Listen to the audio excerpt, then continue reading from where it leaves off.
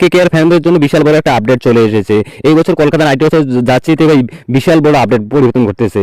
তোমরা কি জানো যে আমাদের প্রিয় কেকেআর জার্সিতে স্পন্সর হিসেবে ছিল লাক্স কোজি, এবার সেটা সম্পূর্ণ বদলে যাচ্ছে। শুধু স্পন্সরে নয়, জার্সিতেও ডিজাইনেও ভাই অনেক বড় পরিবর্তন আসতে চলেছে।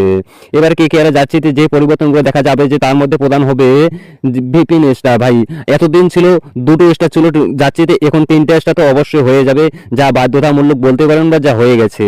নতুন চেজ স্পন্সর হিসেবে আছে আর কেবল।